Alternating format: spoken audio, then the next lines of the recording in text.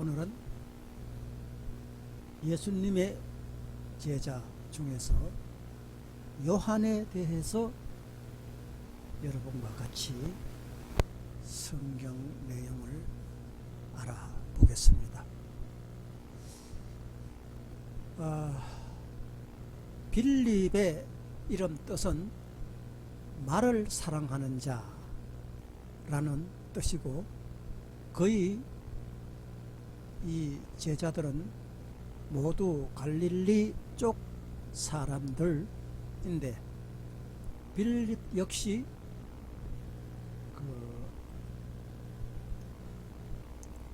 고향도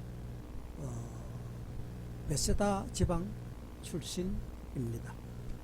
빌립은 성격이 온순했다고 합니다. 친교를 잘했었고,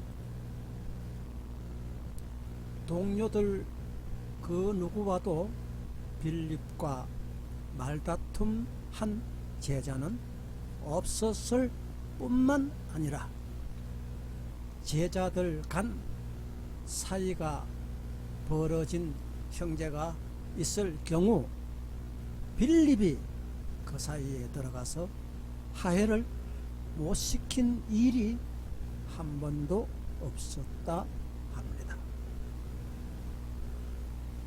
형제에 대한 분류는 없기 때문에 그냥 영어의 어원을 따서 말함이 좋을 것 같습니다. 현재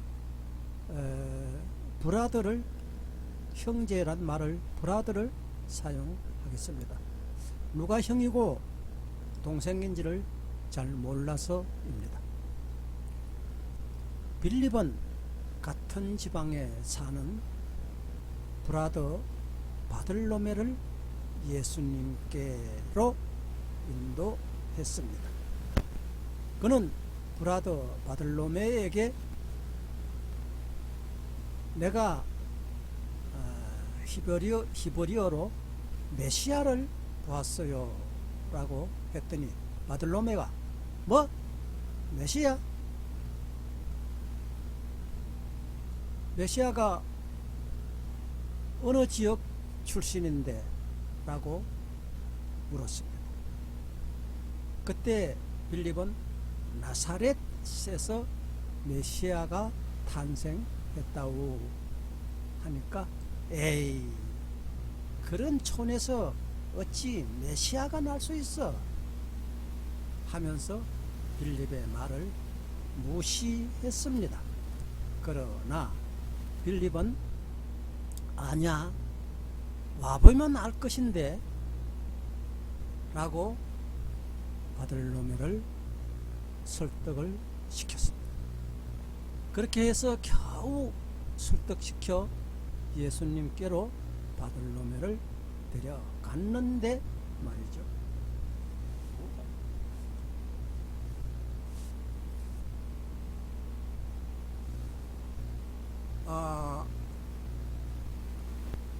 예수님이 그 두 명이 저기 먼 발치에서 오는 것을 보고 말씀하셨습니다.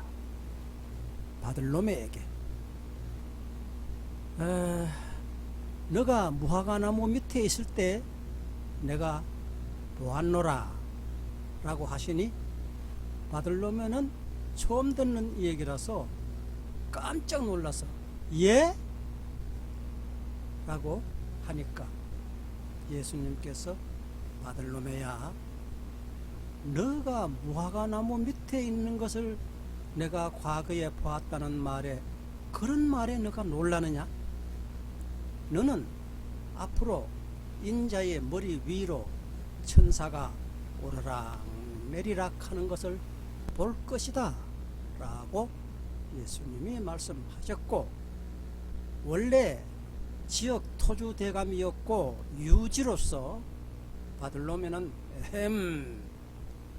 군자는 대로라, 뭐 남녀 칠세 부동석 뭐 이런 그런 매우 어젓한 어른 행세를 하던 분이라서 성격이 완고하고 시답지 않은 일이나 말에는 그 말 대꾸도 안 할 정도로 매우 어젓한 사람이었다고 합니다.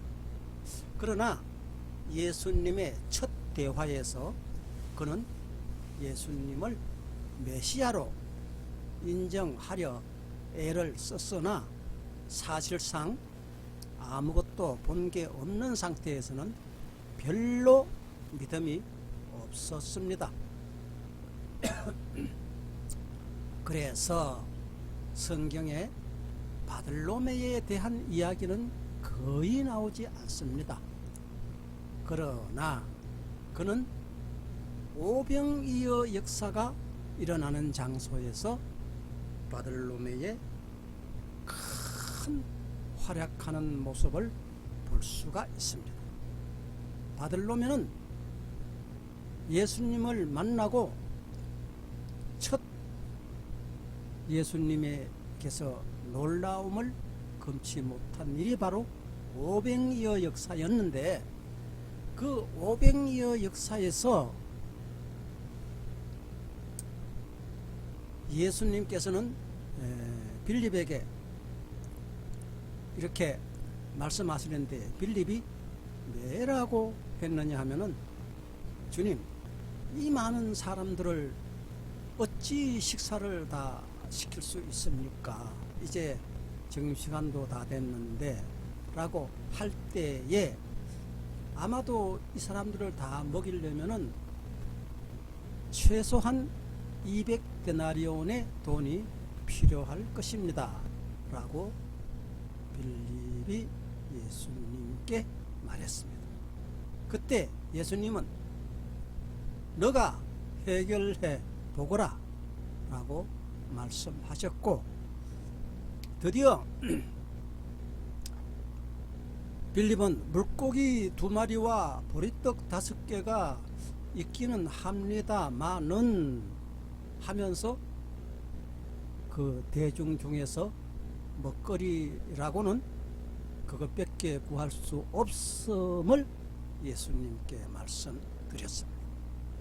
자, 이렇게 했을 때에 예수님은 그 물고기 2마리, 떡 5덩이 이것을 축사하시고 그 자리에서 5,000명을 먹이는 사건이 발생을 합니다. 그때 그 물고기 2마리와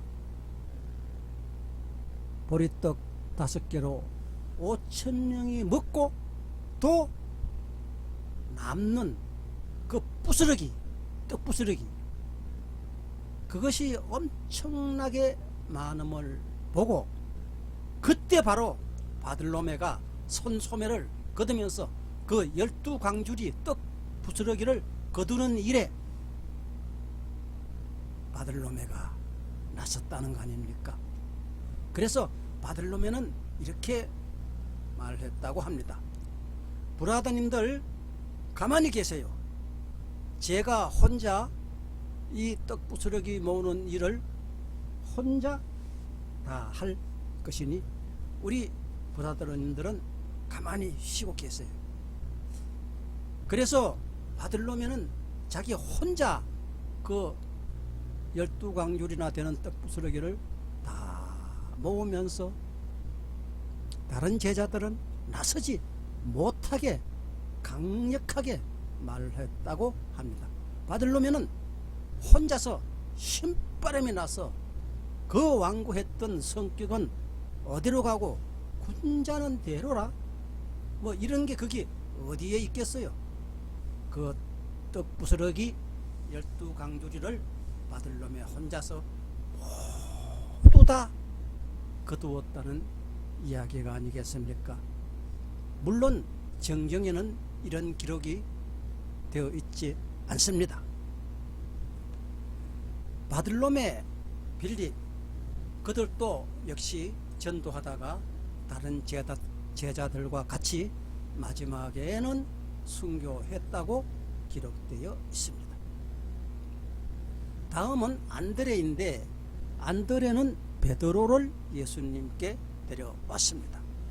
안드레는 헬라어로 남자다운 용맹이라는 뜻인데, 그는 베드로 브라더를 예수님께 데려옴으로써 베드로는 예수님께 지대한 영향을 끼친 수제자가 되는 영광을 가지게 된 것이죠. 안드레의 히브리어 이름은 기록이 없습니다. 안드레는 베드로의 친형제일 가능성이 매우 높습니다. 갈릴리가 고향으로 대다수 그들은 모두 친척들인 것입니다. 다들 사촌, 육촌, 팔촌 뭐 이렇게. 그래서 안드레와 요한은 원래 세례 요한의 제자였었거든요. 어느 날 세례 요한이 이렇게 말했습니다. 나는 패하여야 하겠고 예수님은 흥하여야 할 터이니 너희 두 명은 예수님을 따라 가거라 라고 해서 그 두 명은 등 떠밀려서 예수님의 제자가 되었던 것입니다. 베드로는 우리가 성경에서 너무 잘 아는 인물입니다. 제가 구태여 소개하지 않아도 또 소개할 필요성을 느끼지 않습니다. 물론 이 두 명도 후일 모두 순교를 합니다. 그런데 주목할 만한 분이 두 명 있습니다. 누구일까요? 예수님의 제자 중에 집안이 가장 부자였던 집안은 마가와 요한입니다. 그때나 얼마까지 우리나라까지도 마찬가지인 시대인 것이 돈 많은 집안 자녀들만 대학과 유학을 하고 돈 없는 집안 자녀들은 초등학교 정도만 하거나 아님 초등학교도 못하고 돈벌이에 나서는 그런 실정이었던 것입니다. 그런데 딱 두 명, 마가와 요한은 예수님의 제자 중에서 가장 부유한 집안에서 태어나서 마가는 신앙과 믿음이 별로였었지만 서도 그의 어머니가 대단한 믿음의 여인이었습니다. 마가는 2층집, 지금으로 말하면 63빌딩 같은 건물에서 자랐고 2층이 120명 이상이 들어가도 끄떡없을 정도로 그때 당시에 최고의 빌딩이었습니다. 그러나 그는 너무 믿음이 약해서 제자들과 같이 외국으로 전도 활동을 가서 하다가 호시락게 자란 그 마가, 그가 외국에 가서 하대를 받으면서 전도를 해보니 전혀 적성에 안 맞았습니다. 그래서 그는 투덜거렸습니다. 아이, 내가 뭐 땜시 집 두고 이런 타국에 와서 이런 개고생을 해야 할 이유가 뭔가 하면서 고생하기 싫어서 혼자 집으로 와버렸습니다. 그러나 그의 어머니가 집에 돌아온 아들을 보고 매우 꾸짖었습니다. 너가 명색이 예수님의 제자라면서 그런 작은 일에도 옷에 먼지를 털고 다닌다면 후일 예수님이 천국에서 네가 이 땅에서 뭘 했느냐? 한 일이 무엇이냐? 라고 물을 때에 너는 뭐라고 대답하겠느냐? 하고 야단을 쳤습니다. 그래서 마가는 또 마지못해 선택한 길이 하나 있었는데 그게 무엇이냐면 베드로를 따라 나섰습니다. 베드로는 일자 무식이라서 히브리에서 태어나서 히브리어 말 외에는 다른 말도 글도 전혀 모르는 그런 사람이었으나 능력을 받고 그가 한번 외칠 때 3,000명이 회개하고 돌아오는 능력을 받고 활동했었지만 서도 우리나라가 일제 때 일본말, 일본글, 한문 등을 모르는 사람들 같이 그때 당시 베드로는 헬라어를 사람들이 모두 배울 때 베드로는 배우지 못했습니다. 베드로는 고기 잡느라고 먹고 사느라고 배우지 못했습니다. 그러니 다른 지방으로 외국으로 전도를 나가면 헬라어를 해줄 사람이 없었습니다. 헬라어란 그리스어로 그때 당시 그리스어를 로마 제국이 공통어로 사용했었는데 글과 말이라고는 히브리어밖에 모르는 베드로를 따라다니면서 이 마가는 각국의 언어와 헬라어가 능통했던 이 마가는 베드로에게 꼭 필요한 통역관이었습니다. 그래서 결국 그 두 명 마가와 베드로도 외국에서 한 분은 통역하고 한 분은 전도하던 그 놀라운 선교 여행지에서 두 분 다 순교를 당하고 맙니다. 그쯤 소개하고 오늘은 오늘의 주인공인 요한을 소개하고자 합니다. 요한도 역시 그 지역 브라더 중에 한 명이었으나 그 집안에 그때 당시 예수님의 제자 중에 가장 윤택한 집안에서 태어났고 예수님의 제자 중에서 가장 학벌이 좋은 제자로서 가장 활동을 많이 한 그런 분인 것입니다. 그 요한의 인간성이나 머리가 우수한 것을 예수님도 일찍이 알아보고 예수님이 십자가에 달리면서 요한을 불러서 말씀하셨습니다.